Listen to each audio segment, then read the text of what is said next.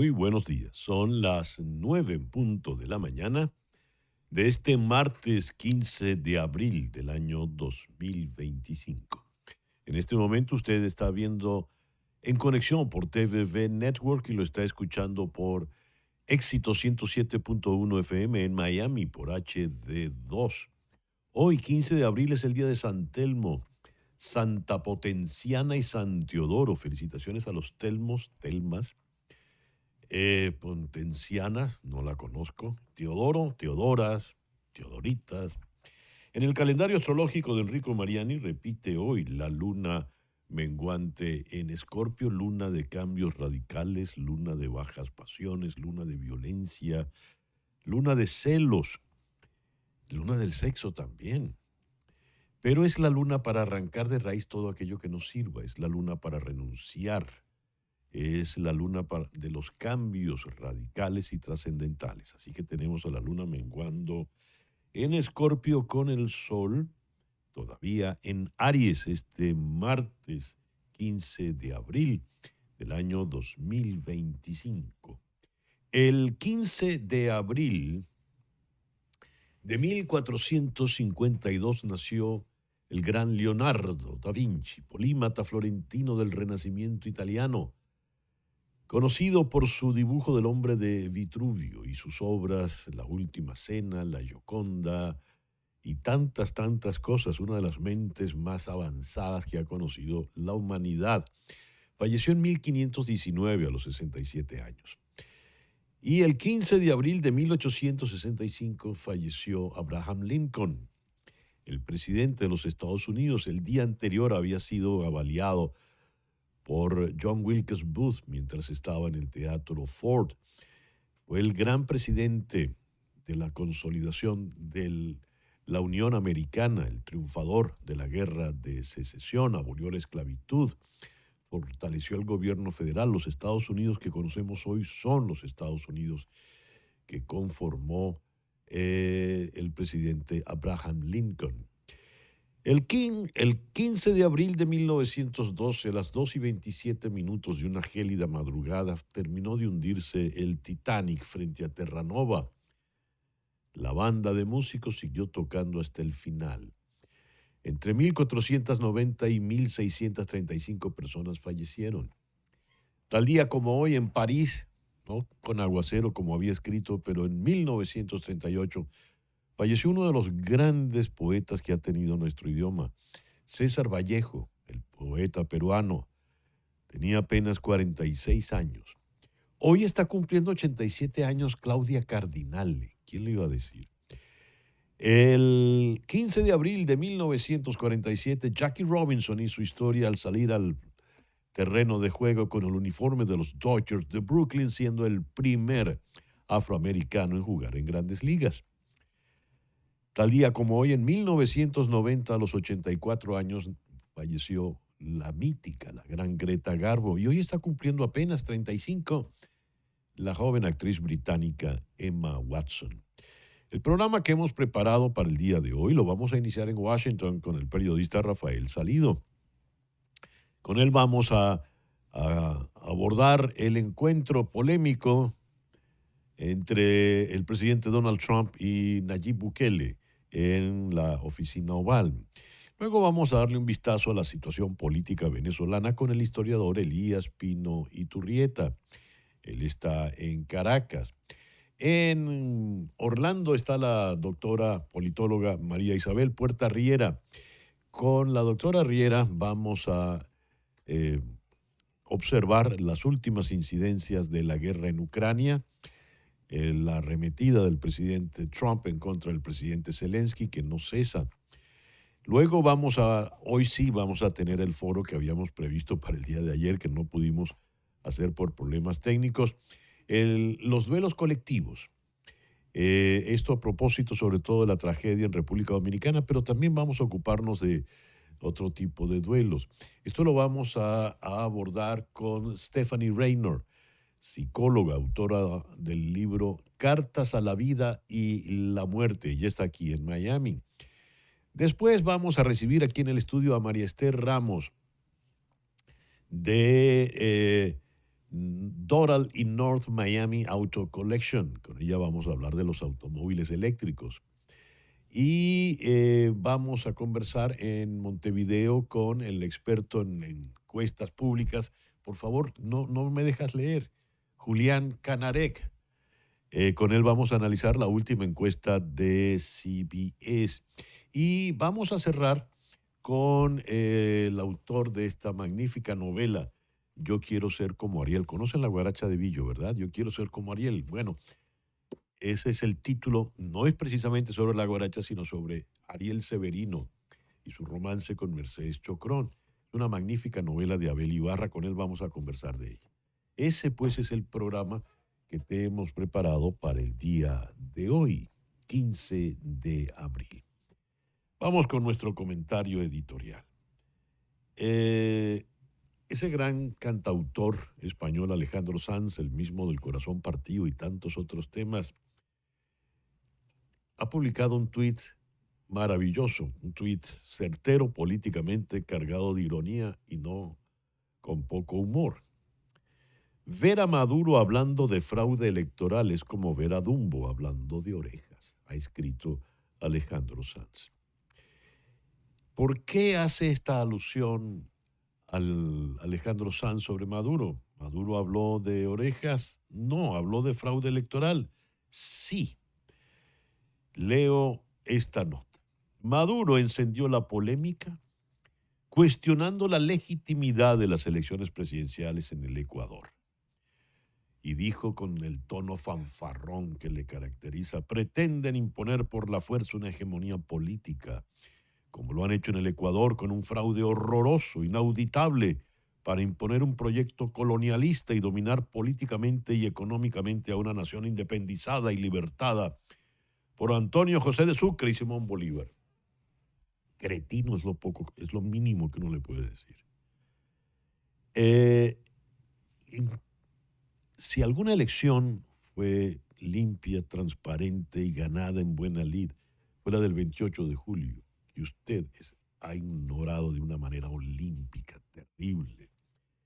Usted es el que ha cometido, le voy a citar con sus propias palabras, un fraude horroroso, inauditable, para imponer un proyecto colonialista, el proyecto cubano sobre Venezuela, para dominar política y económicamente, yo agregaría para arruinar política y económicamente a una nación independizada, sí, también por Antonio José de Sucre y por Simón Bolívar. Exactamente esto. Es increíble el tupé de ciertos personajes. Y esto nos lleva a la lamentable situación política venezolana actual. Ha vuelto a encallar como si estuviese de nuevo en el mar de los Sargazos, ese mar extraño donde las naves no logran avanzar. Estamos a casi 9 meses del 28 de julio. El encuestador Jesús Seguías ha dicho que ha perdido ya vigencia el reclamo sobre el 28 de julio. 9 meses después, el triunfador del 28 de julio está en el exilio.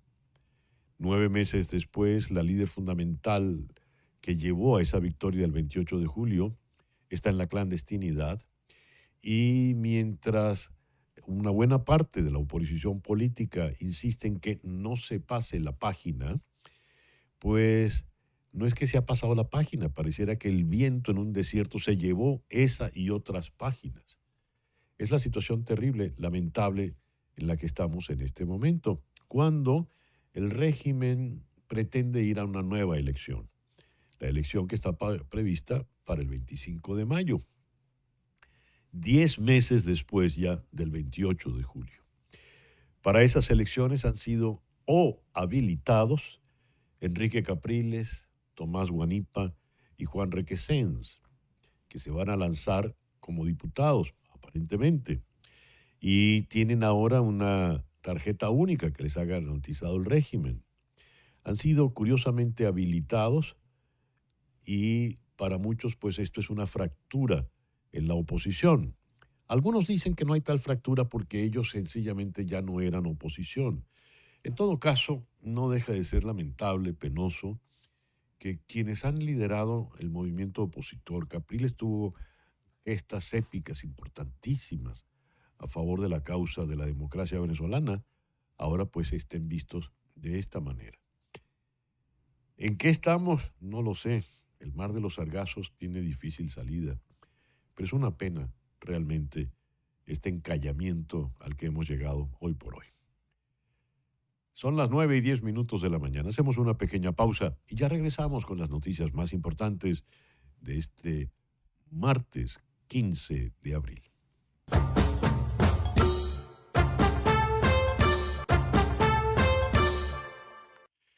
Y a las 9:14 de la mañana vamos con las noticias más importantes del día de hoy. La jueza federal de distrito Indira Talwani dijo que evitará que la administración Trump ordene a millones de cubanos, haitianos, nicaragüenses y venezolanos con estatus legal temporal que abandonen el país a finales de este mes. La juez Talwani dijo que emitiría una suspensión de una orden para que más de 500,000 cubanos, haitianos, nicaragüenses y venezolanos abandonen el país perdonándolos hasta que el caso avance a la siguiente fase. Sus permisos serían cancelados el 24 de este mes. Durante una audiencia, la juez Talwani cuestionó repetidamente la afirmación del gobierno de Trump de que podría poner fin a la libertad condicional humanitaria para las 4 nacionalidades. Argumentó la juez que los inmigrantes en el programa que están aquí legalmente ahora enfrentan la opción de huir del país o quedarse y correr el riesgo de perderlo todo. Le cito, el quid de la cuestión es que el secretario de Estado, al acortar el periodo de libertad condicional otorgado a estas personas, debe tomar una decisión razonada. Cita textual para la juez, quien agregó que la justificación para finalizar el programa se basó en una interpretación incorrecta de la ley. Dijo, hubo un acuerdo y ahora ese acuerdo ha sido socavado. Fin de la cita. El presidente de El Salvador, Nayib Bukele, dice que no devolverá a los Estados Unidos al hombre deportado por error. La administración Trump ahora afirma que Kilmar Ábrego García no fue deportado por error, como dijo el Departamento de Justicia, sino que era la persona correcta enviada al lugar correcto, cita textual. ¿Cómo puedo devolverlo a Estados Unidos? Por ejemplo, si lo introduzco de contrabando, se preguntó cínicamente Bukele, sentado al lado del presidente Trump en la oficina oval, cuando le preguntaron si devolvería a Kilmar Ábrego García. Por supuesto que no lo voy a hacer, la pregunta es absurda, ripostó Bukele. Cuando se le preguntó si lo liberarían en su propio país, dijo, no nos gusta mucho liberar a terroristas. Fin de la cita. La administración del presidente Donald Trump siguió adelante con los planes de imponer aranceles a los chips y los productos farmacéuticos al mismo tiempo que proponía una excepción para los fabricantes de automóviles, lo que subraya la incertidumbre generalizada sobre la política comercial de la actual administración.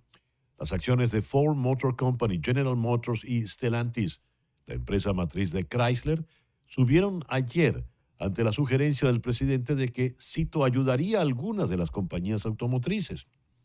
Por otra parte, los probables aranceles a los semiconductores y medicamentos están presionando a los gobiernos extranjeros para que protejan su producción nacional.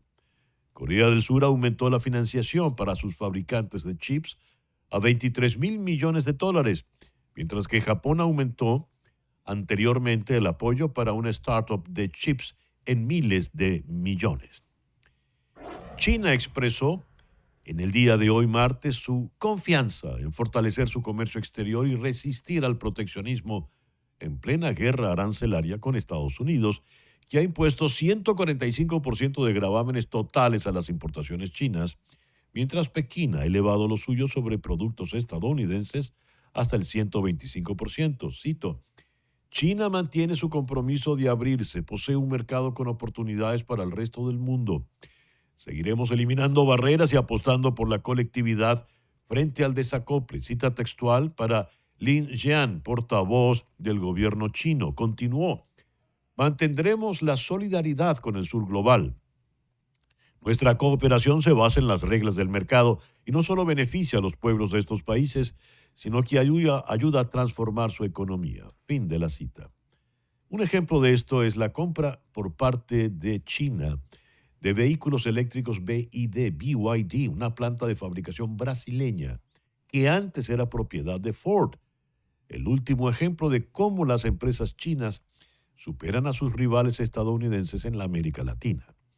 Por lo pronto, el presidente chino Xi Jinping visita Malasia en el marco de una gira por el sudeste asiático para reforzar lazos con la región, que ya le ha llevado a Vietnam, donde ha firmado 45 acuerdos de cooperación en áreas como inteligencia artificial, comercio de productos agrícolas y cooperación aduanera.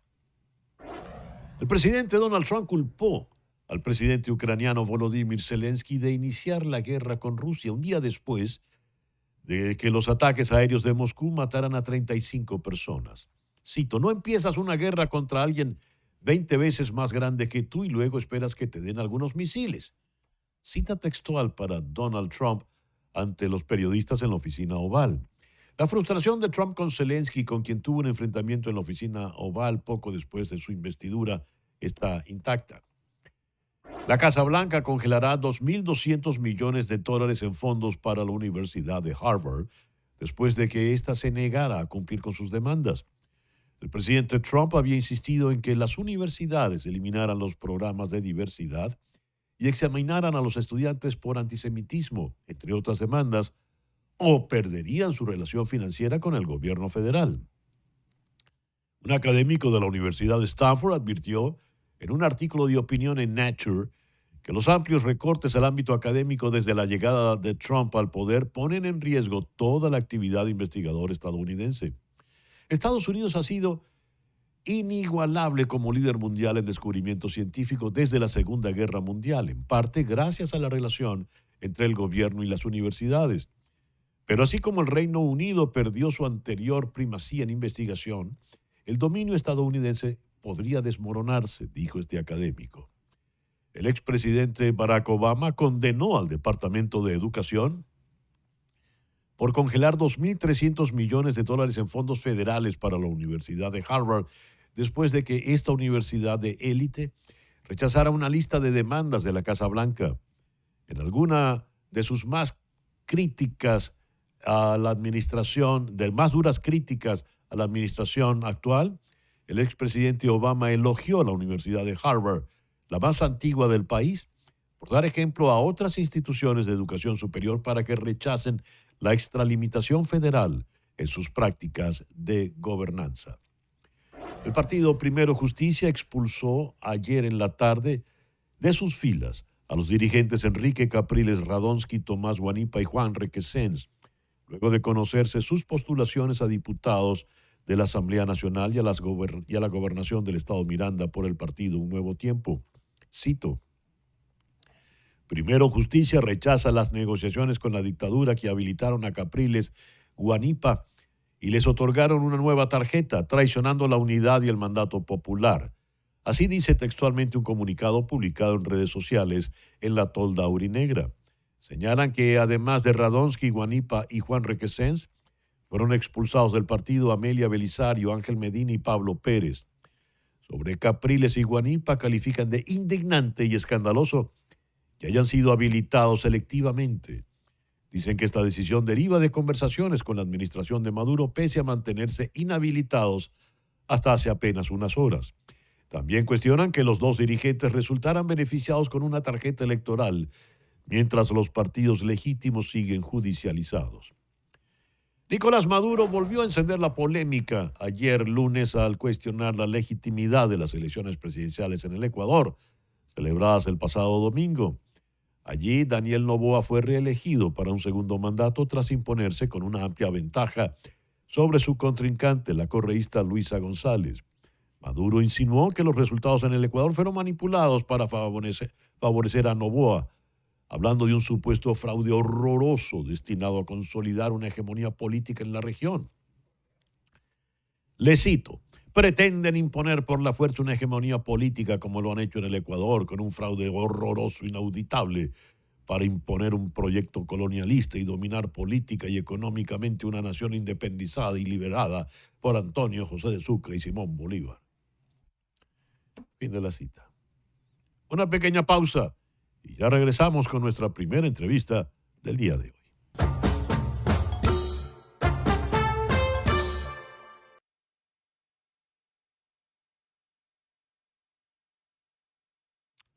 Ahora sí, superado el inconveniente, vamos a Washington, donde está el periodista Rafael Salido. Rafael, muy buenos días. Gusto saludarte y poderte ver y escucharte en la mañana de hoy. Buenos días, César Miguel. Cosas del directo. Así suele ocurrir. A ver, pero nosotros vamos a poder conversar muy bien. No sé si muy bien salió la reunión de ayer en la oficina Oval, que ahora está con unos ribetes como de oro por todas partes, en las chimeneas, en todos los rincones. Es una nueva oficina Oval muy, muy dorada. ¿Qué balance se hace de esa reunión ayer del señor Nayib Bukele ante el presidente Trump? No, como todo en esta vida, depende un poco a quién le preguntes. Si preguntas a la administración, creo que en general la reunión salió excelente y el mensaje que mostraron ambos mandatarios fue muy alineado. Si preguntas a asociaciones pro derechos humanos o pro inmigrantes, la verdad es que bastante decepcionante. Bastante al final. Hay que recordar, el presidente Nayib Bukele ha venido a Washington, vino ayer de visita oficial en un entorno marcado mucho por la guerra comercial, pero en el que el escenario, el trasfondo actual del día a día es la situación de este el salvadoreño, Gilmar Abrego García, que fue Ujú, recientemente deportado, parece ser que de manera errónea, también depende del día, la administración a veces dice que fue errónea, a veces que no. ujú. Y bueno, pues en ese marco se produjo la visita cuando realmente la administración Trump se le ha instado a facilitar por parte del Supremo el retorno de Abrego García a Estados Unidos. Allí has mencionado quizá lo más importante, Rafael, y es que la Corte Suprema, en una votación unánime, que no es muy frecuente en estos días, ha dicho 9 votos a favor, 0 en contra, que este señor debe ser devuelto, traído de nuevo acá. La administración Trump lo ha ignorado, pero lo que más llamó la atención fue la reacción poco hiperbólica del señor Bukele. ¿Qué nos dices? Bueno, realmente, a pesar de que la decisión del Supremo fue unánime, como bien señalas, también es cierto que fue un tanto ambigua. Ujú, Lo que ha dictado es que los tribunales no pueden interferir en política exterior de la administración y en ese sentido no quieren decirle al gobierno de Estados Unidos lo que debe hacer al Ejecutivo, pero por otro lado reconocen que Abrego García nunca debió ser deportado inicialmente. Hay que recordar, Abrego García es un ciudadano salvadoreño que se encontraba aquí irregularmente o ilegalmente. Llegó ujú, aquí con 16 años, huyendo de El Salvador, donde su familia estaba siendo acosada por la pandilla de Barrio 18. Llegó ujú, aquí, entró irregularmente y hace de eso 14 años, desde entonces había construido una vida, había estado trabajando ujú, en temas de construcción, se había casado incluso con una ciudadana estadounidense, tenían 3 hijos, pero en 2019, debido a su situación, fue detenido. En ese momento alegó miedo a volver a El Salvador precisamente por las amenazas de las pandillas y un juez consideró que las amenazas estaban fundadas, con lo cual, ujú, aunque también dejó abierta la posibilidad de que pudiera tener otros vínculos con otras organizaciones, determinó que efectivamente su regreso a El Salvador podía poner su vida en peligro y no debía ser en ningún caso deportado de vuelta a su país de origen. Eso es lo que ha hecho la administración Trump, no ignoró esa orden judicial. En un principio reconoció o adujo que se trataba de un error. En las últimas horas han cambiado el discurso, dicen que no ya, fue un error, sí. que solo fue un fiscal que le han tildado de saboteador, un fiscal Ujú, del gobierno que reconoció el error. Y bueno, la cuestión es que ahí está. Y entonces en esa situación ayer, esa sintonía entre las dos administraciones era enorme. Si bien era un poco chocante porque, por ejemplo, la fiscal general, Pam Bondi, afirmó a preguntas de periodistas que el problema es que el gobierno no podía hacer nada, que estaba bajo la custodia del gobierno de El Salvador y que por lo tanto ellos no pueden exigirle a El Salvador que expulse a su ciudadano. Lo que sí harían, en caso de que El Salvador decidiera retornarlo, sería poner un avión a Ujú. su disposición. Instantes después, el propio presidente Bukele lo que dijo es que al fin y al cabo ellos no tienen ninguna obligación ni nada, y que además no tienen tampoco la capacidad ni la legitimidad de devolver a un ciudadano salvadoreño a Estados Unidos. Incluso Bukele bromeó con la idea de, bueno, ¿qué es lo que quieren que hagamos? Que lo mezcamos irregularmente por la frontera, lo cual es chocante porque, bueno, si ese es el problema, Pam Bondi, la fiscal general, acaba de decir, bueno, pues si queréis devolverlo, pues os ponemos el avión. Es Sí. decir, no debería ser tan complicado trasladar a Abrego García desde la CECOT, desde este centro penitenciario tan controvertido, a un aeropuerto donde le recogiera un avión estadounidense. Lo cierto es que por lo visto la suerte para el señor Ábrego García está echada y se va a quedar en esa prisión de alta seguridad. Pero aquí hay complicaciones de otro tenor. El secretario de Estado, Marco Rubio, dijo, por ejemplo, con relación a la decisión de la Corte, que la política exterior la determina el presidente y no ni las Cortes. Pero la decisión de la Corte Suprema no tiene nada que ver con política exterior. Esto se está como enredando, Rafael, visto desde fuera. ¿Qué se dice de toda esta maraña tan extraña que está ocurriendo en Washington? Hay un cierto desconcierto que por parte de una administración que clama o que dice tener un mandato debido al resultado de las elecciones, que no fue tan, ni mucho menos tan abrumador como ellos vienen diciendo, pero bueno, ese es el argumento que Ujú, mantienen. Lejos de intentar trabajar según las leyes o incluso cambiar las leyes, que si tuvieran ese mandato, teniendo ese mandato, no debería ser un problema tan grande. Siempre están buscando esos vacíos legales que permiten cualquier gesto que en el fondo les lleve en la dirección que ellos quieren, pero en realidad sin mucha legitimidad. Entonces aquí están buscando de nuevo un vacío legal en el cual es, bueno, a lo mm, mejor no debimos hacerlo, o a lo mejor sí. La cuestión es que ya está hecho, no hay mucho que hacer sí. y por lo tanto lo vamos a dejar estar. Lo cual es bastante temible porque hay que recordar que a esta persona no ha tenido el debido proceso Ujú, ante el tribunal. Ningún juez ha determinado que esté relacionado con la Mara Salvatrucha o el mm, MS-13, como dicen aquí. Y eso quiere decir que realmente cualquier ciudadano, cualquier persona en este país, sobre todo si está en un estatus migratorio delicado, pues está expuesto a que alguien en este país te señale y sin ningún tipo de proceso te deporten a un sitio que en el caso de la CECOTA además se está viendo que parece ser que es un agujero negro del que no está claro que la gente vaya a poder salir. De hecho, tenemos otro caso en Estados Unidos de otro de los deportados a la CECOT, que estaba siendo acusado de ser un líder de la ujú, de la MS-13, de la Mara ujú, Salvatrucha, y finalmente, precisamente como estaba acusado de eso, debía enfrentarse a juicio, lo deportaron a la CECOT, la justicia ha dicho que tenían que juzgarlo y entonces el gobierno ha decidido retirar los cargos completamente, a pesar de que la fiscal general y el gobernador de Virginia sí. habían salido en rueda de prensa jactándose del arresto de este presunto líder de la Mara Salvatrucha.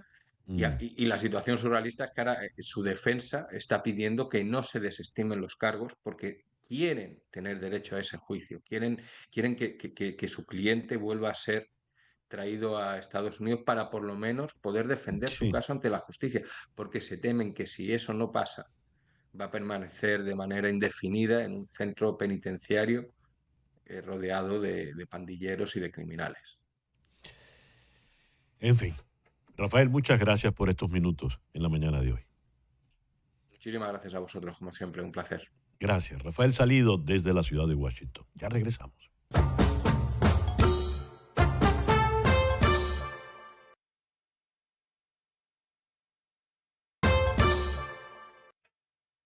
Toma nota de este número telefónico: 305-468-0044.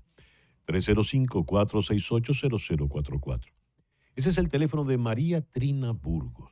María Trina Burgos es una abogada venezolana con más de 25 años de experiencia trabajando temas migratorios en los Estados Unidos. Está licenciada para trabajar temas migratorios en los 50 estados de la Unión y también en Puerto Rico. Si estás en Venezuela, llama al 212-771-3040. 212-771-3040. Esa llamada sin costo adicional para ti va a repicar aquí en Miami, en la oficina de la doctora Burgos. En estos tiempos tan complicados, tan contradictorios, tan inestables, es imperativo tener la mejor asesoría jurídica, legal en materia migratoria. Te recomiendo a la doctora Burgos. El teléfono de María Trina Burgos, 305-468-0044. 305-468-0044. Leo lo siguiente. Ahora se piensa en la posibilidad de un tercer capítulo de la participación de los Estados Unidos en la política venezolana, para remendar el entuerto de una dictadura que no hemos podido expulsar partiendo del vigor y de las ganas que tenemos de cambiar de aires en esta ribera del Arauca vibrador, cada vez más confusa en sus pasos y en sus oscuranas. Estas frases vienen en un artículo bajo el título "Nos estamos equivocando de Salvador otra vez", escrito por el historiador Elías Pino Iturrieta. Vamos a Caracas. Elías, muy buenos días. Gracias por atendernos en esta mañana. Hola, César Miguel. Gracias por llamar. Es un placer oírte y verte y que hablemos. Elías, ¿nos estamos equivocando de qué otra vez? ¿A cuenta de qué viene esta frase que acabo de leer? La respuesta está en la historia, de la historia contemporánea del siglo XX de nuestro. Cuando ocurrió lo más desastroso que fue la invasión, el bloqueo de Venezuela por las potencias europeas, Alemania, Inglaterra, Francia, que bombardearon y asaltaron nuestras costas, se buscó la ayuda, el auxilio perentorio de los Estados Unidos.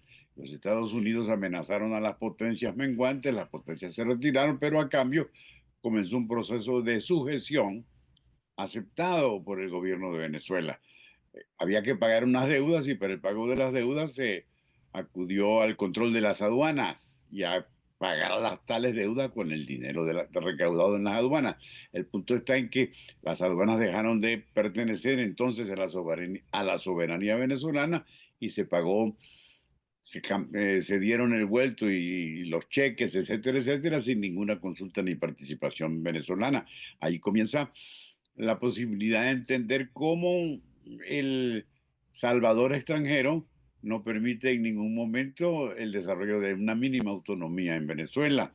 Y el segundo caso es el conocidísimo de cómo ahí tenemos una imagen del presidente Teddy Roosevelt, el señor del gran garrote, impuso su garrote e hizo lo que le dio la gana, entre otras cosas, por cierto, la secesión de Panamá. Panamá pertenece a Colombia, y él promueve la, entre comillas, independencia de Panamá para hacerse del poder y para la construcción del canal interoceánico.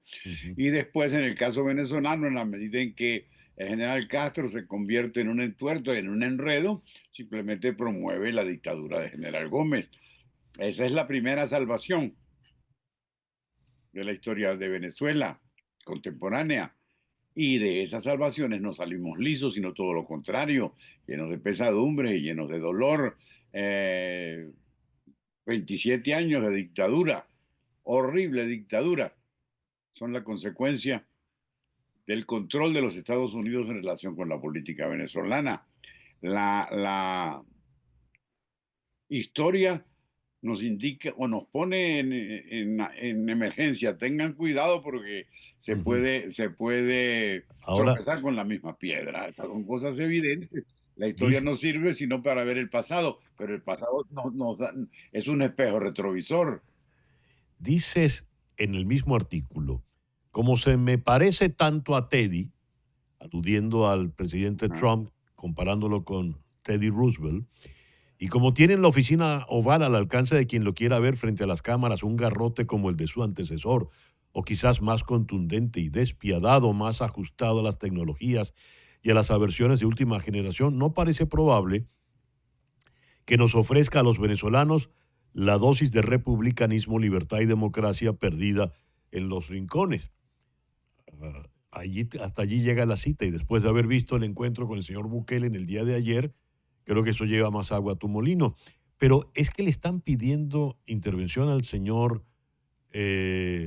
Donald Trump en Venezuela. ¿Quién lo está pidiendo en medio del cuadro político venezolano actual, Elías?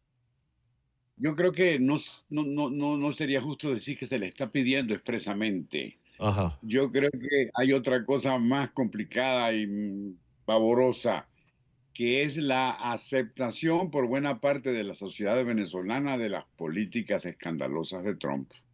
Los mismos venezolanos, muchos de ellos están diciendo, oye, qué bueno lo que está haciendo con los venezolanos en los Estados Unidos y qué bueno que los esté echando. Ese es un piso para que se aprovechen después los que están felices con el gobierno de Trump, porque los hay, pese a lo que significa para la propia democracia estadounidense, no hay problema. Él es un hombre, se está apostando al garrote de nuevo.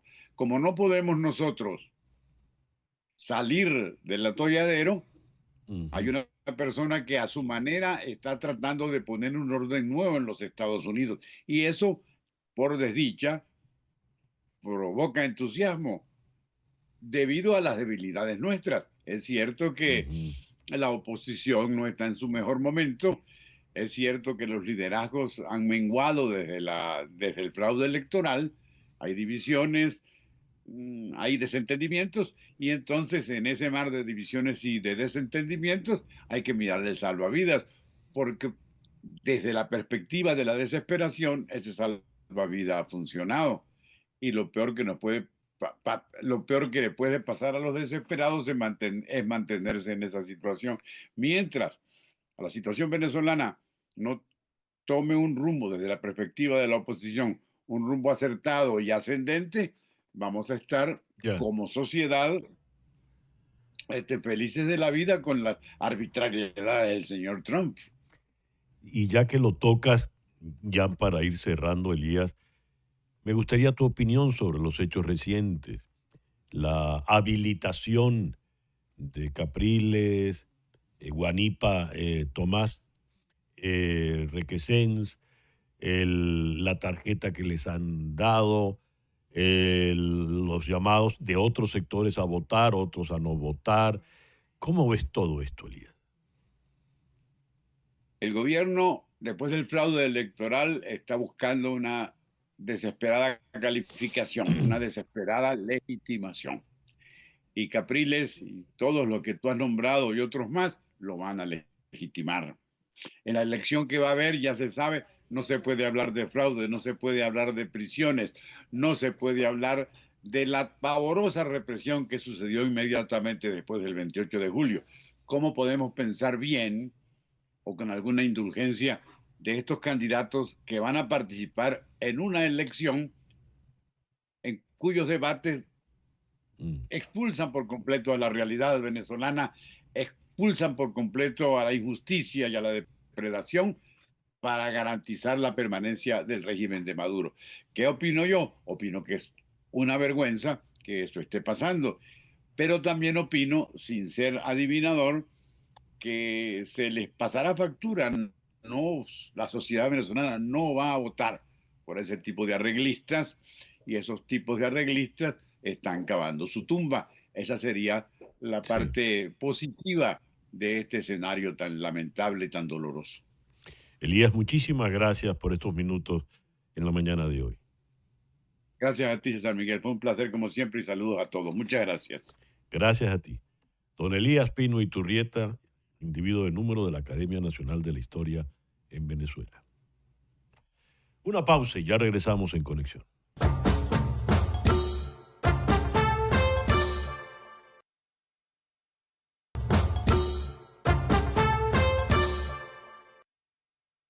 Pasado domingo, domingo de Ramos, cuando la feligresía ucraniana iba a la iglesia a buscar las palmas de la tradición religiosa, vino un ataque ruso a población civil.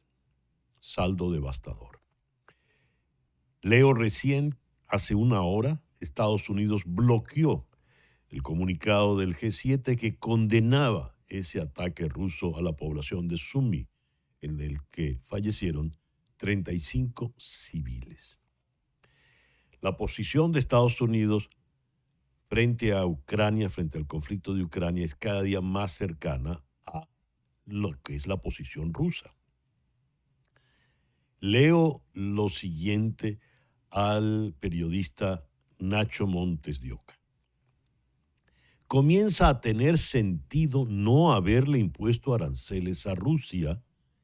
Recuerden que cuando se dictaron los aranceles al mundo no se le pusieron aranceles a Rusia, tampoco a Corea del Sur. Pero dice Montes de Oca, comienza a tener sentido no haberle impuesto aranceles a Rusia y negarle armas a Ucrania, dijo Witkoff, el enviado del presidente Trump al Medio Oriente. Cito, existe la posibilidad de reformular la relación entre Rusia y Estados Unidos a través de algunas oportunidades comerciales muy atractivas. Fin de la cita. ¿Ante qué estamos en este momento? ¿Qué es lo que está planteando realmente la administración Trump frente al conflicto de Ucrania? Vamos a Orlando, donde está la doctora María Isabel Puerta Riera, politóloga, profesora del Colegio Venezuelan Valencia College, perdón. María Isabel, muy buenos días. Gracias por atendernos. Buenos días, César. Un gusto estar con ustedes. Muchas gracias. Me gustaría tu opinión frente a estos antecedentes que acabo de comentar y de leer. César, yo creo que lo que estamos viendo es la reformulación del orden mundial desde la perspectiva de la segunda administración de Trump. Está claro que esta administración, al igual que en su primera oportunidad, el presidente Trump no era parte de esa visión de la Unión Soviética, de Rusia como un enemigo equiparable a lo que fue la Unión Soviética. Para el presidente Trump siempre ha sido un tema donde no ha ocultado su preferencia. De hecho, su primer impeachment fue justamente por esa práctica que se está volviendo común de obtener algo a cambio.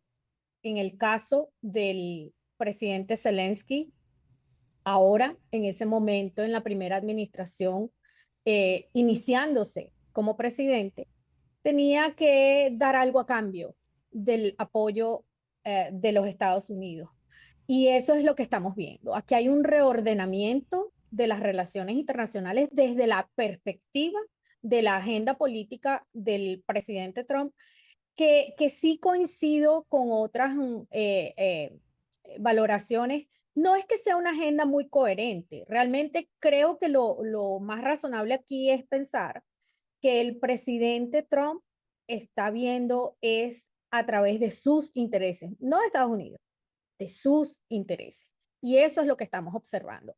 Está clarísimo, sobre todo después de su comentario sobre el error que cometió Rusia al atacar a Ucrania el domingo de Ramos. Bien, ya acabas de escuchar la decisión bloquear el acuerdo del G7 condenando el ataque en Sumy y la reunión de Witkoff con Putin, que nos dice muchísimo porque va directo ya al plano meramente comercial, que por lo visto es donde está el interés. Ante esto, ¿qué puede hacer Europa? ¿Qué puede hacer el resto del mundo? Porque ya por lo visto la relación va a consolidarse de manera definitiva. Creo que estamos viendo los pasos que está dando Europa, sobre todo en materia arancelaria, en materia comercial. Y esto yo sí coincido con otras opiniones. Esto va a forzar a Europa a, si no caer en los brazos de China, al menos fortalecer algunos nexos. esto va a ser un triunfo para China. El espacio que está dejando Estados Unidos a nivel global lo va a aprovechar mucho más China, que ya ha hecho avances en este sentido. Eso es lo que va a ocurrir. ¿Y la guerra, qué le queda al señor Zelensky, que ahora por lo visto es el culpable de haber comenzado una guerra que no podía ganar, según las palabras del presidente Trump? Bueno, aquí hay un problema gravísimo en materia de soberanía, y creo que estamos claros que esta administración no cree mucho en eso, en la soberanía territorial. Creo que Europa va a tener que aportar mucho más para sostener la guerra, porque nosotros tenemos que ser también francos en el sentido de que a Europa le interesa que Zelensky siga siendo esa especie de firewall. Lamentablemente, así es como ellos lo ven. Y por eso es que será imperativo que ellos aumenten el presupuesto, no solamente en materia de defensa dentro de la OTAN, sino el apoyo que tienen que darle a Zelensky para frenar el avance de invasión territorial, de ocupación de Rusia, porque es que ese es el problema, que no se está reconociendo realmente la violación de la soberanía territorial, Sí. que lo que le está pasando a Ucrania le va a pasar al resto de los países que están en la frontera con Rusia. María Isabel, muchísimas gracias por estos minutos en el programa de hoy. Gracias a ustedes, César, un gusto. La doctora María Isabel Puerta Riera, politóloga, profesora en el Valencia College en Orlando. Una pausa y ya regresamos con nuestro foro, hoy sí, del día de hoy.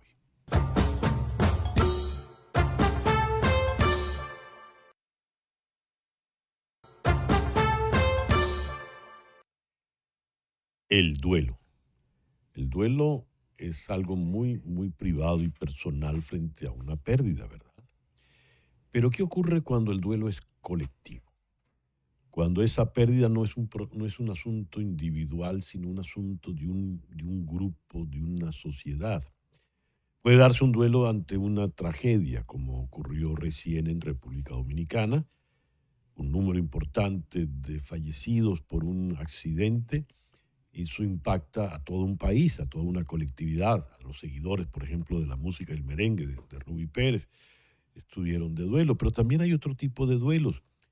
Duelos frente, leo aquí, a injusticias, duelo frente a problemas raciales, ante problemas sociales. ¿Qué es un duelo colectivo? La pregunta se la formulo a la psicóloga Stephanie Reynolds. Stephanie es la autora del libro Cartas a la vida y la muerte, transitando el duelo.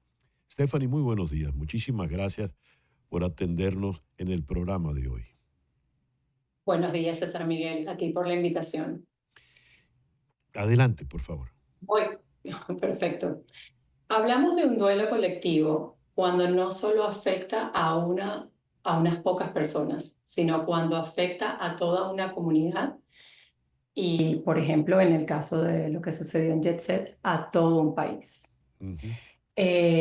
Lo que lo hace también más complicado en el caso de Jet Set es que era un lugar de encuentro, un lugar de alegría, un lugar que aparte pertenece a la tradición de la ciudad. Es un lugar al que por más de 20 años mucha gente iba a bailar el lunes.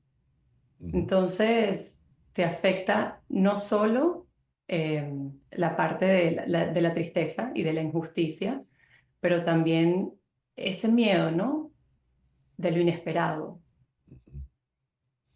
¿Y qué pasa cuando el duelo va a una circunstancia menos tangible? Porque leo aquí, por ejemplo, injusticias sociales, el racismo, la desigualdad, la discriminación, el abuso infantil, la violencia de género. La empatía en estos casos puede conducir a un duelo. ¿Qué ocurre en esas circunstancias, Stephanie? Es importante como sociedad, porque como bien dices, a nivel colectivo estamos hablando de grupos. Sí. Es importante el poder tener empatía, el poder entender que las pérdidas no solo se trata de la pérdida de una vida, sino que, como dices bien, pueden perderse muchas otras cosas. Puedes perder sueños, puedes perder identidad, puedes perder... Nosotros, por ejemplo, que tuvimos que emigrar, perdemos pertenencia. Entonces, la empatía, el poder entender, el respetar, que no todos lo vivimos de la misma forma, es algo que considero que es muy importante cuando hablamos de un duelo colectivo y de distintas pérdidas, ¿no? ¿Y qué hago con la pérdida? Porque ya el concepto dice, no lo tengo más, no lo voy a recuperar. ¿Qué hago yo con la pérdida entonces, Stephanie? ¿Cómo acepto? ¿Me resigno? Eh, ¿Qué me ocurre a mí en lo personal y qué me ocurre a mí como parte de ese colectivo que está de duelo? Me encanta tu pregunta porque muchas veces tendemos a mezclar pérdida con proceso de duelo. La pérdida, como bien dices, es el hecho que ocurre para que se desencadene un proceso de duelo. ¿Y cómo vamos a vivir el proceso de duelo? Se vive de manera muy individual. Es cierto que podemos aceptar, ¿no? Podemos entender, yo puedo ver las imágenes y entender que personas fallecieron allí, mi Sí. cerebro lo entiende, pero el proceso lleva toda una adaptación. Aunque pueda entenderlo, debo transitar el proceso. Habrá personas que sentirán shock emocional, otras que sentirán culpa, otras que sentirán miedo, otras que sentirán rabia. Y bueno, es el poder no criticar tampoco al otro, ¿no? Porque veo eso mucho en consulta cuando acompaño. Critico cómo mi hermano lo está viviendo, cómo el vecino vive este proceso. Entender que aunque es un proceso colectivo, que todos vamos a vivir pérdidas, se vive de manera muy individual. ¿Y qué sugieres para un manejo, digamos, adecuado de todo el proceso del duelo y el dolor? Bueno, a nivel colectivo, sí es importante el saber por qué.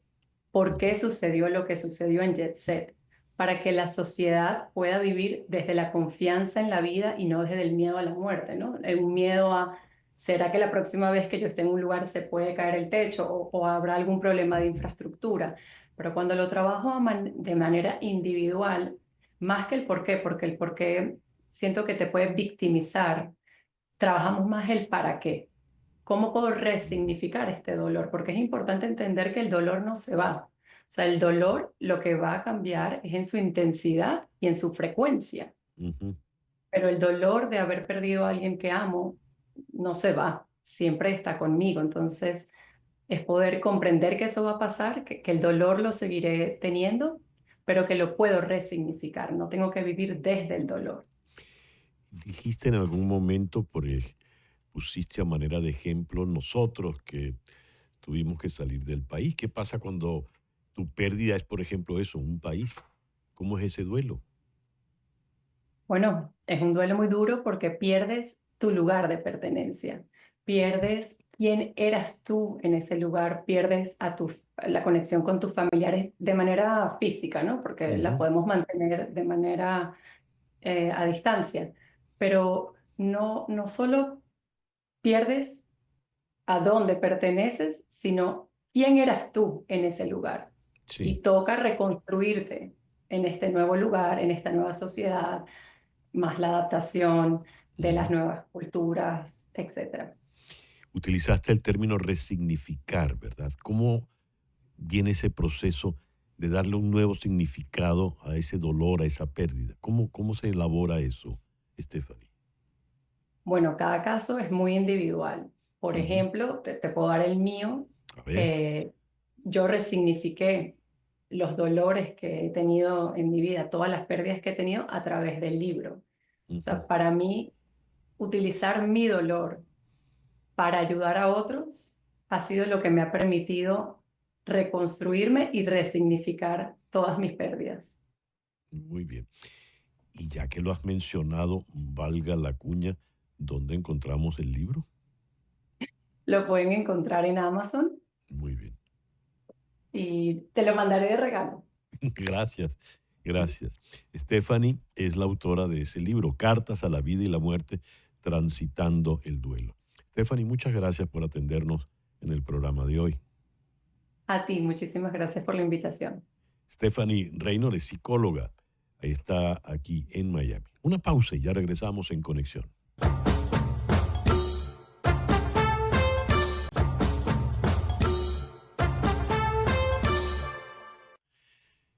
Y me da un gusto inmenso recibir ahora aquí en el estudio a María Esther Ramos. María Esther es Marketing and PR, director de Doral and North Miami Auto Collection. Bienvenida, querida María Esther, otra vez Buenos días. al programa. Gracias por la invitación. Son tiempos complicados, difíciles. Dicen que los automóviles, bueno, aparentemente con la última medida los automóviles no van a subir tanto, pero ¿cómo está la situación? Bueno, está un poquito complicada porque está la incertidumbre de qué va a pasar. Ujú. Entonces todo el mundo está como a la expectativa, ¿no? Ya, Pero para eso estamos nosotros. perfecto. ¿Cómo están manejando ustedes en Doral Auto Collection el apoyo a nosotros en este momento? Mira, primero pues estamos muy enfocados en el cliente, en darle el mejor descuento. No estamos subiendo precios, estamos buscándoles el mejor financiamiento. De manera que no afecte su seguridad económica, porque sabemos que es una decisión importante comprar un carro, es algo que vas a obtener por mucho tiempo. Y más te ves surgido en este momento de tanta incertidumbre, no sabes qué es lo que va a venir. Ustedes tienen alianzas estratégicas, ¿verdad? Sí, ¿Cómo las manejan? tenemos alianzas estratégicas con muchos comerciantes del Doral. ¿Cómo lo manejamos? Pues bueno, es un ganar-ganar para ambos, ¿sabes? Compartimos publicidad. A los clientes tenemos de las mismas alianzas que tenemos, pues lo convertimos en un gift, en un regalo para el cliente. Entonces los clientes se van no solo con un carro, sino con un gift card para celebrar su compra. Muy bien.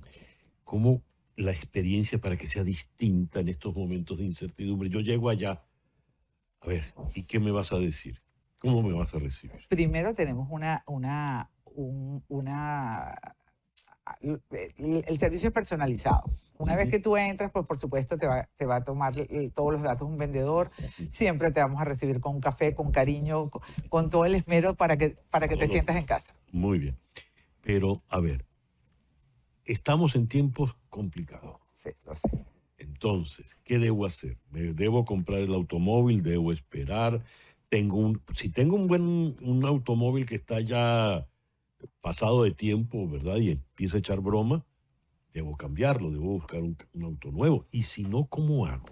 ¿Qué me sugieres a mí que como tu cliente? Mira, normalmente casi todo el mundo tiene lease, muy pocas personas tienen compra. Ajá. Y cuando tienes un lease, evidentemente tienes un tiempo que Ujú. se vence tu lease y lo tienes que cambiar. Ese es el momento en el que nosotros tomamos la decisión con el cliente. ¿Qué te conviene más? ¿Quedarte con el vehículo? ¿Cambiar el vehículo? Depende de las condiciones que esté tu vehículo. ¿Cuáles son tus expectativas? Mira, me voy a retirar en un año. Bueno, pues no asumas otro gasto. ¿Sabes? Siempre tratamos de asesorarlo, Ujú.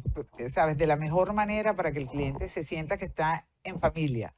¿Sabes? Que es un negocio, pero que está en familia, que lo queremos apoyar y ayudar. Y ustedes tienen, con esto de las alianzas, María Esther, hay marcas, hay muchas posibilidades, ¿verdad? Con las alianzas que de los comercios del De Doral. todo. Y además ustedes tienen cualquier cantidad de vehículos. Sí, nosotros tenemos, en Doral tenemos Kia, Acura, Volkswagen, Hyundai y Genesis. Y próximamente Subaru. Y en North Miami tenemos Subaru, Hyundai y GMC. Y todos los concesionarios de nosotros han hecho alianzas estratégicas con comerciantes del Doral, como Bocas. Actualmente tenemos un grupo una empresa de yates, Dolce Vita, que nos dan, o sea, le dan al cliente un gift card, de manera que ellos salen celebrando en alguno de los restaurantes del Doral o tienen un descuento agresivo para que vayan a celebrar en un yate, ¿sabes? Sales con, nosotros nos Sí, esperamos bueno, con los no me asustes, si estoy pensando en el carro no me puedo comprar el yate. No, es un descuento porque salgas a pasear en un yate. Es un chiste, chica. Ah, ok. Pero te vendo el yate también. Ah, de ti no lo dudo, pero ¿qué me sugieres entonces ya a manera de conclusión, Marité, para ir sobre seguro? ¿Qué te sugiero? Que confíes en nosotros, que nosotros siempre estamos buscando el mejor beneficio para nuestros clientes. Primero, pues somos una empresa muy grande, que podemos afortunadamente mantener precios y mantener descuentos. Los invito a todos a que vayan. O sea, no tengan miedo de adquirir un vehículo. Siempre hay una solución para un problema. ¿A dónde vamos a ir? Dice. A Doral Auto Collection. Si quieres un Volkswagen, si quieres un Kia, si quieres un Acura, si quieres un Hyundai, si quieres un Genesis, no dudes en ir a la 12. Ahí tenemos todos los dealers uno al lado del otro. Da la dirección, por favor. Exactamente. Es justamente en la calle 12 detrás del International Mall. Ahí los vas a ver todos. El primero que vas a ver es Kia, después vas a ver Volkswagen, Acura y Hyundai. Estamos en la misma calle. Esta tarde voy para allá. Al terminar el programa voy para allá. Te brindo un café y te doy todos los gift cards. Muy bien. Va a salir incluyendo el paseo en yate. Claro. Esa es la idea, que nos apoyemos todos. Para eso estamos. En tiempos de crisis hay que apoyarse. Así es. María Esther, gracias por venir. Gracias a ti. María Esther Ramos, de Doral Auto Collection. Gracias, César.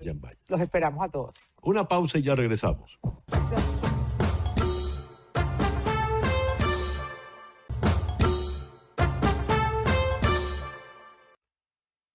CBS ha publicado una encuesta reciente. La economía y la inflación, en total, el 44% de la población encuestada aquí en Estados Unidos aprueba la gestión del presidente Trump versus el 56% que lo desaprueba. El 40% aprueba la gestión en materia inflacionaria exclusivamente. El 60% lo desaprueba. Estos son referentes al mes de marzo. Vamos a analizar estas encuestas con Julián Canaré. Julián, quien es experto en comunicación política. Julián, muy buenos días. Gracias por estar con nosotros. ¿Qué te dice los números de esta última encuesta de CBS? Buenos días y muchas gracias por la invitación nuevamente.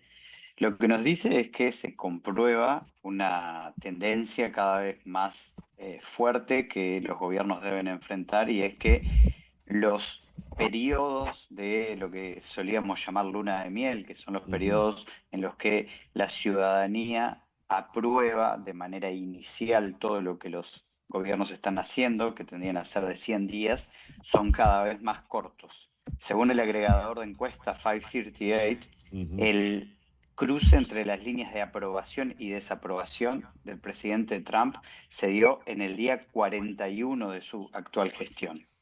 Esto es muchísimo menos de lo que la política tenía como hábito de contar con niveles de aprobación que le permitían acciones durante estos primeros 100 días que le daban como una metodología para poder ordenar el gobierno. Incluso en personajes como Trump, que entiende el manejo de la agenda de una manera arrolladora y atomizada, también para él, que entiende estos tiempos en los que todo es mucho más corto, vemos cómo hoy tiene más desaprobación que aprobación, tan solo hoy creo que estamos a 83 días de mandato. Entonces, lejos de esos 100 días, ya estamos viendo algo que se comprueba en otros lugares del mundo, con otros políticos de cualquier ideología, y sean cual sean las medidas que haya tomado. En el caso de Trump, que ha tomado una serie de medidas que o están impactando directamente en el día de hoy en la economía de los ciudadanos y las ciudadanas, o estos proyectan que las van a impactar en el futuro, se hace aún más pronunciado. Ahora, no está corriendo demasiado riesgo el presidente Trump en este sentido, porque va de manera muy acelerada, y la caída, el cruce de líneas, como has dicho, Julián, por ello mismo también se dio de manera acelerada. Si trazásemos una proyección, dada esta experiencia de estos primeros días, ¿qué le puede ocurrir al presidente antes de que termine el año?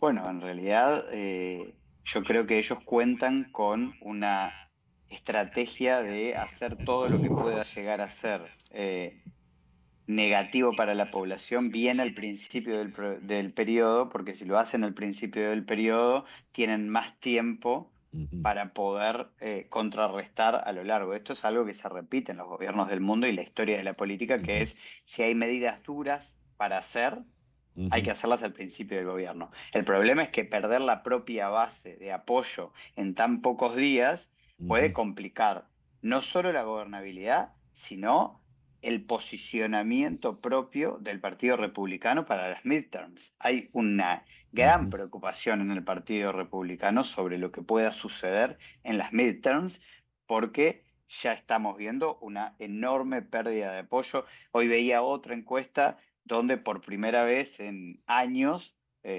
la ciudadanía confía más en el manejo económico de los demócratas que en Sí. el de los republicanos. ¿Qué Esto encuesta fue es esa, Julián? cambiar los paradigmas.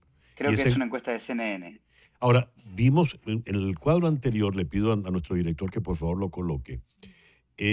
La pregunta es importante. El presidente Trump tiene un plan claro en el manejo de las tarifas. El 16% dice que sí entre los demócratas y entre los republicanos el 91%. No tiene ninguno, apenas el 97, el 9% contra el 84%. Pero se entiende, aquí están las opiniones partidistas. Pero cuando vas a los independientes, fíjate, Julián, el 43% es el que dice que sí hay un plan. El 57% dice, no, no, no, aquí no hay ningún plan. Lo cual te deja en una suerte de limbo porque para el 57% de la población independiente el presidente está improvisando. ¿Cómo podemos entender Bueno, esto? eso también, Ujú. eso tiene mucho que ver con su estilo. Claro. Estilo de comunicación que lo que hace es querer acaparar la agenda, porque lo que nos hemos visto es una cantidad de destellos comunicacionales que buscan impactar sobre la agenda en temáticas económicas, migratorias, gubernamentales.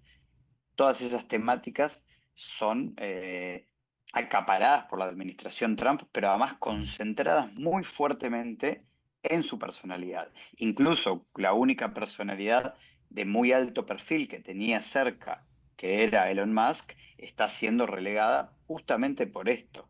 Entonces, cuando uno está generando estímulos político-comunicacionales de manera constante para responder de alguna manera a diferentes situaciones que plantea el escenario político o económico, da la sensación de no tener un plan, porque además algunas de las medidas que se han tomado son contradictorias unas con otras y Sí. solo pasan horas entre Ujú. una acción y la confirmación o la rectificación de esa medida. Entonces, eso da la sensación de no tener un plan. Parecería que tiene un plan a largo plazo, que es presionar sobre los mercados para bajar el nivel de los indicadores económicos sobre la deuda que tiene que pagar Estados Unidos, pero para ello tiene que ser sostenido en el tiempo y no necesariamente lo está pudiendo hacer porque anunció unas medidas de aranceles que después se desdijo y las mantuvo en alguna medida, pero solo para China o solo del 10%. Entonces no solo no es clara la comunicación, sino que no es clara cuál es el fondo de la medida que está tomando. Así es que la población nunca va a tener claridad sobre el plan que tiene. Ese cuadro que tenemos en este momento sobre las expectativas para el próximo año, eh, fíjate, por ejemplo, vamos a entrar en recesión al mes de marzo 28%, 5 puntos porcentuales por encima ahora cuando se hace la encuesta. Eso le puede dar al presidente, por ejemplo, una proyección muy negativa en cuestión de semanas, de meses. ¿Cómo lo ves, Julián? Bueno, todos los indicadores de aprobación de gestión o de las proyecciones sobre cómo va a estar la economía en el futuro cercano de Estados Unidos se están poniendo en alarmas rojas, en luces rojas como para la administración Trump, porque los mercados y desde los mercados proyectados hacia la ciudadanía en su conjunto, hay cada vez más una convicción de que los próximos meses serán muy duros para la economía. Entonces, eh, no hay razones para creer que esto vaya a cambiar en la mente de la ciudadanía, Sí. porque también algo que sucede en muchísimos gobiernos alrededor del mundo es que cuando tienden a tener mayor desaprobación que aprobación, después les es muy difícil recuperarse. No hay una noción de que esto pueda ser un escenario a largo plazo recuperable por Trump. Ya como última pregunta, Julián, uno de los cuadros dice que el presidente Trump es responsable de lo que está ocurriendo y no ha cumplido 3 meses de gobierno. Fíjate, el 54% piensa que el responsable es el presidente Trump versus el 21% que le echaría la culpa a la gestión del presidente Biden. Y siendo tan breve el tiempo, muchos podrían decir todavía el presidente Trump no es el culpable, todo esto viene de la administración anterior. Pero acá se da ese fenómeno del 54% atribuyéndoselo directamente al presidente Trump. Tiene que ver con la personalidad del presidente Trump, tiene que ver con su estilo, que esté este rasgo tan negativo. ¿Cómo lo ves? Sí, tiene que ver con su forma de prometer en la campaña. Es una inflación de promesas que se dio durante la campaña en el que los cambios no solamente eran fáciles de hacer, sino que podían ser inmediatos, pero también tiene que ver con la ansiedad de la ciudadanía sobre los resultados de los gobiernos. Yo acabo de terminar de escribir mi segundo libro y en el mismo hablo sobre nuestros umbrales de atención hacia los productos comunicacionales forjados en la era digital son cada vez más cortos. Y esos umbrales de atención forjados en Internet nos van mutando como ciudadanos, como electores que queremos resultados muchísimo más rápidos. Entonces, cuando asume un presidente, ya no estamos dispuestos a esperar 100 días para que se empiecen a ver algunos de los resultados, sino que en correlación con los primeros 3 segundos de los videos de TikTok donde debemos retener la audiencia, los primeros días de acción de un gobierno tienen muchísimo que ver con lo que podrán hacer en el futuro. Y le pongo un ejemplo muchísimo más extremo, César, que es en Alemania la derecha ganó las elecciones, pero todavía no pudo formar gobierno porque están haciendo negociaciones para que el canciller de la centroderecha, del partido de Angela Merkel, pueda sustituir al actual canciller, que es Scholz, que es de la socialdemocracia. Entre las elecciones que fueron a principios de este año y el día de hoy, la fuerza que las ganó pasó a ser la segunda fuerza en la intención de voto. O sea que sin siquiera asumir, ya consumió lo que sería su luna de miel. Entonces, los periodos de tolerancia para con los gobiernos hoy se gastan incluso en las transiciones. Así de ansiosos somos. Así de ansiosos. Julián, muchísimas gracias por estos minutos en el programa de hoy. Por favor, siempre es un gusto. Julián Canarek es consultor en comunicación política, CEO de Ciudadana, empresa de comunicación. Una pausa y ya regresamos en Conexión.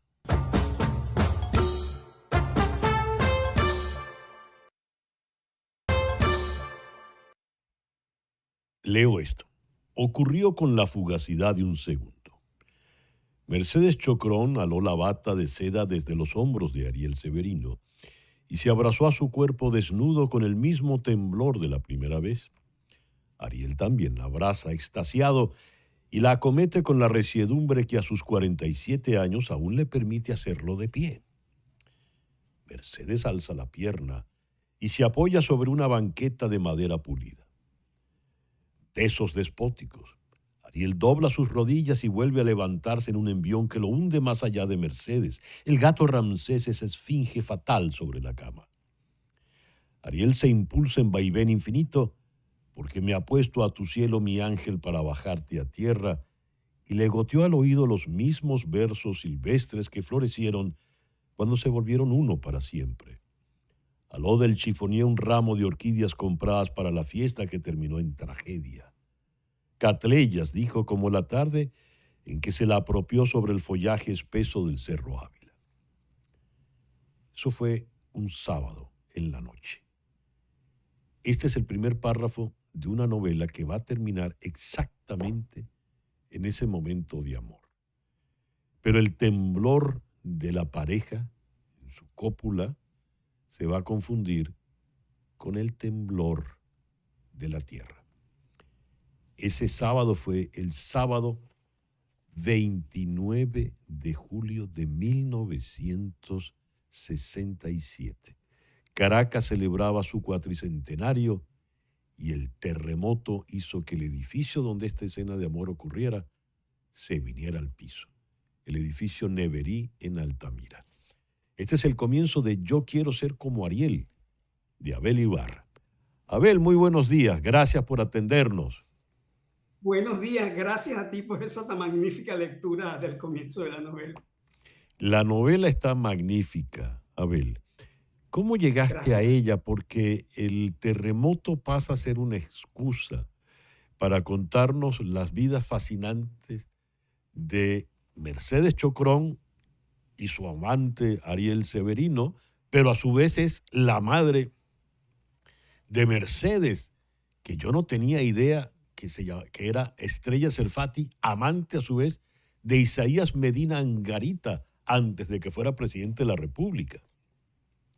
¿Qué es esta maravilla que está aquí, Abel? Muchas gracias por el elogio, muy generoso. Mira, esa novela nace de una curiosidad y una paradoja. La curiosidad es que yo tenía dudas por oídas de un comentario con Eleazar López Contreras Nieto, aquel dueño del Juan Sebastián Bar, que fue un lugar donde uno vivió muchas noches escuchando jazz latino, que me contó la historia de que la canción Yo quiero ser como Ariel, que Billo Frometa tocaba en todas las fiestas habidas y por haber, no era de su autoría.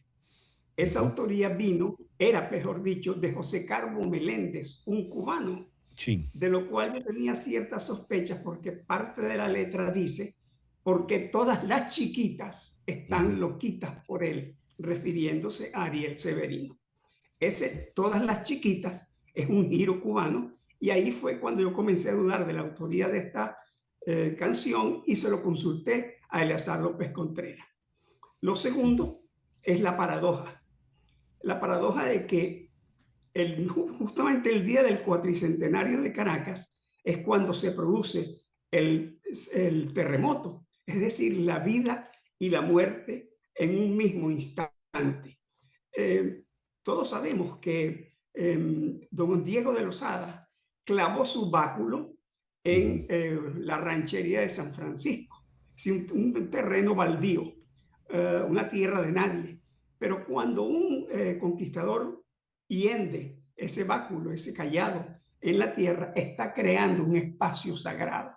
¿Por qué? Porque comienza a darle existencia a algo que era muy silvestre y que no tenía sentido para nadie. Yo me puse a hurgar en esa paradoja y encontré un conjunto de contenidos y vicisitudes como la que tú acabas de mencionar.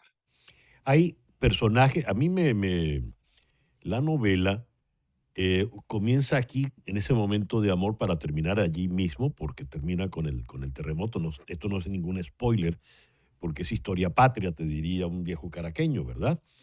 Pero en el interín, entre un momento y otro, el árbol que tú vas narrando, Abel, empieza a tener ramas que van creciendo, porque esa Estrella Serfati, que a su vez tiene una historia maravillosa con Isaías Medina Angarita, que a su vez es el ahijado y protegido de Eleazar López Contreras, pero ella se deposa con Elías Chocrón, que viene del Mediterráneo, que es la judería sefardí, en fin. Esto empieza a tener un follaje extraordinario. Vamos a Nueva York, vamos luego Ariel Severino es que aparece más tarde, que tiene aventura profesional nada menos que con Franco Sefirelli en la ópera milanesa. A ver, ¿de dónde salieron todos estos personajes que son, como dices tú aquí, de la vida real, basada en hechos reales? Bueno, salen de la vida real, pero yo tenía poca información de ellos. Yo intenté consultar con muchas personas, entre otras Reneta Bustamante, hija de Esther Bustamante, una de las productoras de teatro más importantes de Venezuela, y los datos eran muy puntuales. Total que tuve que hacer una investigación para darle cuerpo, carne y alma a cada uno de esos personajes. Por ejemplo, la historia judía de la familia Chocrón me parece bellísima, porque es que luego de expulsados los judíos de España por la reina Isabel la Católica, ellos terminaron recalando en Ceuta y Melilla. donde continuaron su negocio familiar de distribución y fábrica de alfombras. Por ejemplo, Ariel Severino tenía muy pocos datos. Incluso traté de localizar a su hijo, que vive en Brasil, y me fue imposible.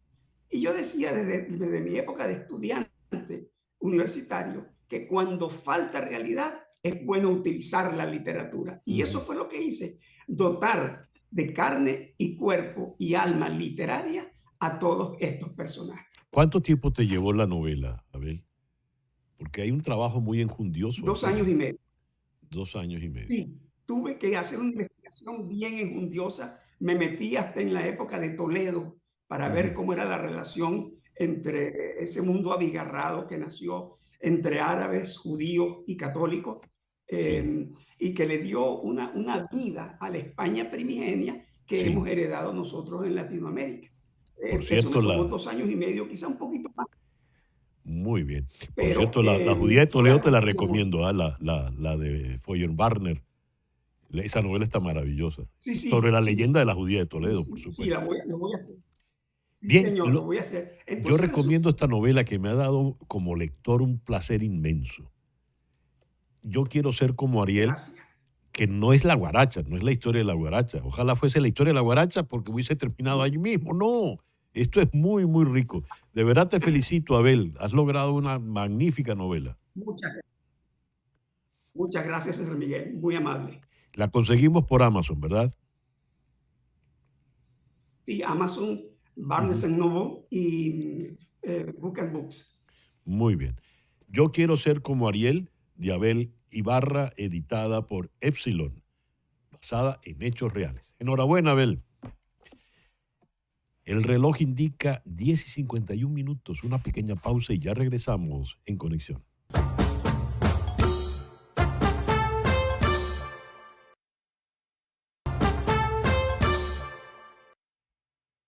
Leo esto. Ocurrió con la fugacidad de un segundo. Mercedes Chocrón aló la bata de seda desde los hombros de Ariel Severino y se abrazó a su cuerpo desnudo con el mismo temblor de la primera vez. Ariel también la abraza extasiado y la acomete con la resiedumbre que a sus 47 años aún le permite hacerlo de pie. Mercedes alza la pierna y se apoya sobre una banqueta de madera pulida. Besos despóticos. Ariel dobla sus rodillas y vuelve a levantarse en un envión que lo hunde más allá de Mercedes. El gato Ramsés es esfinge fatal sobre la cama.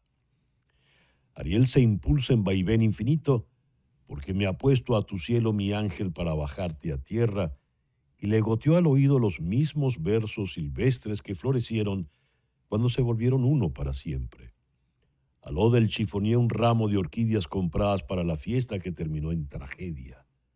Catleyas, dijo, como la tarde en que se la apropió sobre el follaje espeso del Cerro Ávila. Eso fue un sábado en la noche.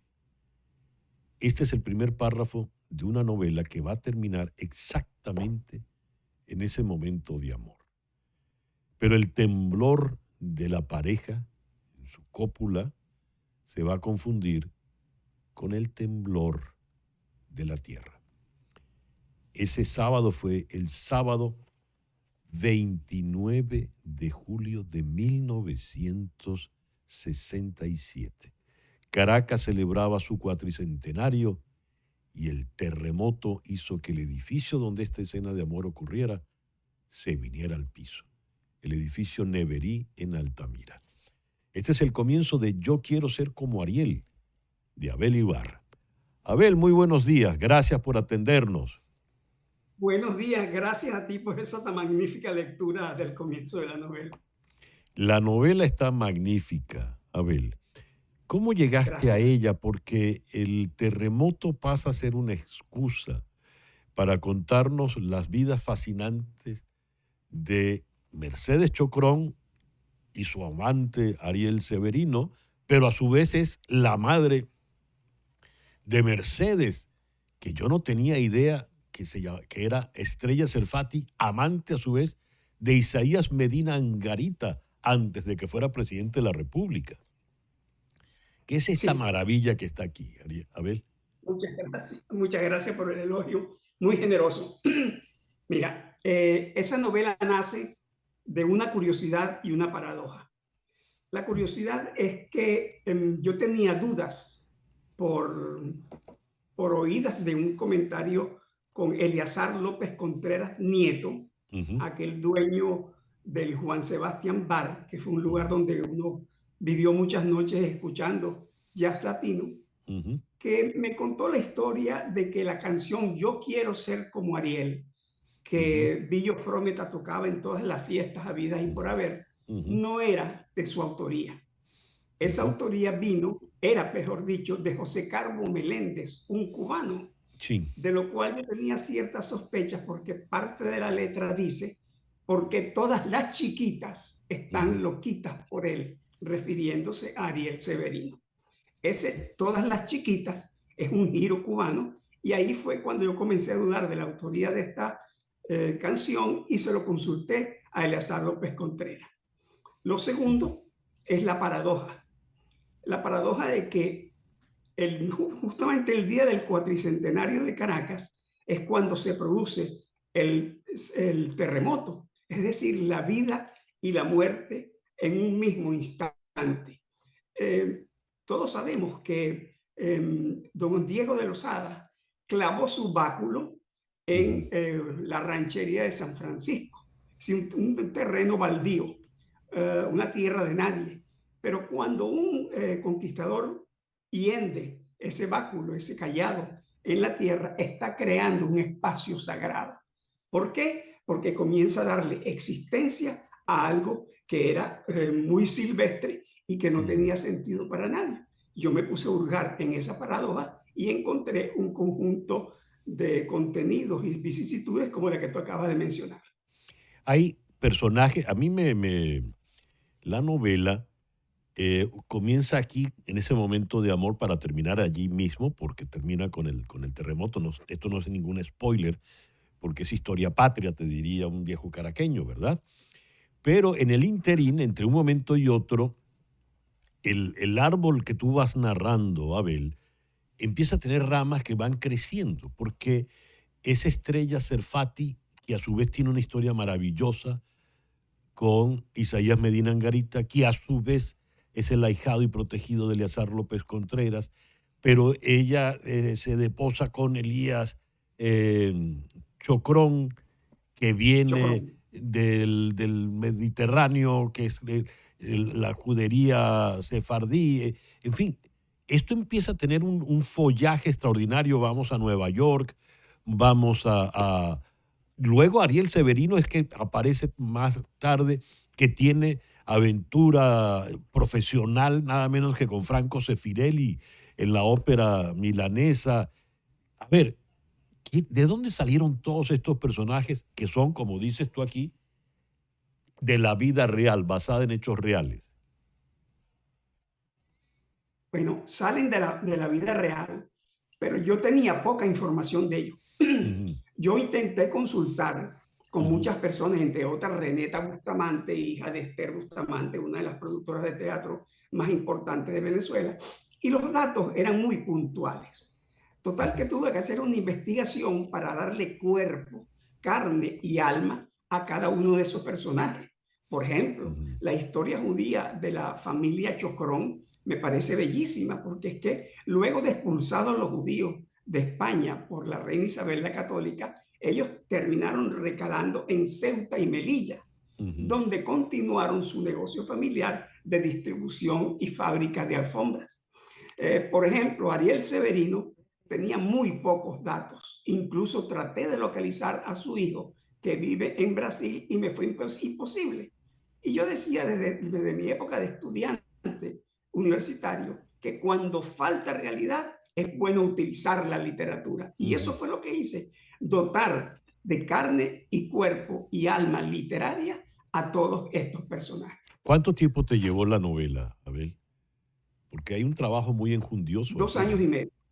2 años y medio. Sí, tuve que hacer una investigación bien enjundiosa. Me metí hasta en la época de Toledo para ver cómo era la relación entre ese mundo abigarrado que nació entre árabes, judíos y católicos y que le dio una vida a la España primigenia que hemos heredado nosotros en Latinoamérica.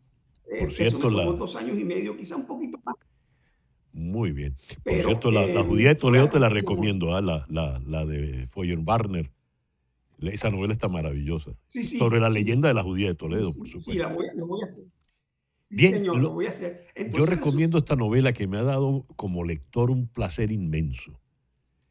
Yo quiero ser como Ariel, gracias. que no es la guaracha, no es la historia de la guaracha. Ojalá fuese la historia de la guaracha porque hubiese terminado allí mismo. No, esto es muy, muy rico. De verdad te felicito, Abel. Has logrado una magnífica novela. Muchas gracias, señor Miguel. Muy amable. La conseguimos por Amazon, ¿verdad? Sí, Amazon, Barnes Noble y Book and Books. Muy bien. Yo quiero ser como Ariel, de Abel Ibarra, editada por Epsilon, basada en hechos reales. Enhorabuena, Abel. El reloj indica 10:51, una pequeña pausa y ya regresamos en Conexión.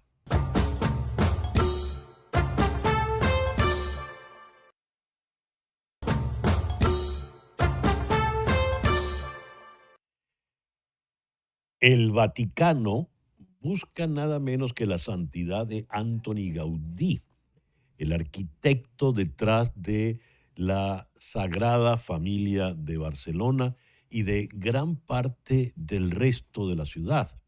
La intrincada basílica de colores pastel permanece inacabada casi un siglo después de la muerte de Gaudí y 140 años después de que él comenzara a trabajar en ella. Pero sigue siendo una de las mayores atracciones turísticas de Barcelona. Se supone que va a estar concluida el año entrante. El propio Gaudí era un devoto católico. Las campañas para canonizarlo sostienen que la belleza de la iglesia ha convertido a muchos a la religión. En una declaración en el día de ayer, el Papa Francisco reconoció las virtudes heroicas, el primer paso hacia la santificación de Gaudí. Sería irónico que llevara el propio tiempo, dice acá, sería irónico que, bueno, se me ha perdido, que llevara tiempo. El propio Gaudí dijo a los críticos de su lento trabajo, mi cliente no tiene prisa, cuando trabajaba en el diseño de la Sagrada Familia. Desde hace tiempo le apodan el arquitecto de Dios.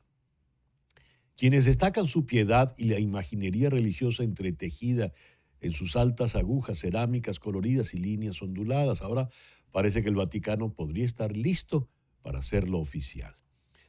Así que Gaudí será entonces San Antoni en la propia Basílica de la Santísima Trinidad, que como decíamos estará lista ya finalmente el año que viene. Y este miércoles en Conexión, la administración Trump reta nada menos que a la Corte Suprema de los Estados Unidos. Este miércoles en Conexión. Tengan todos el mejor día posible.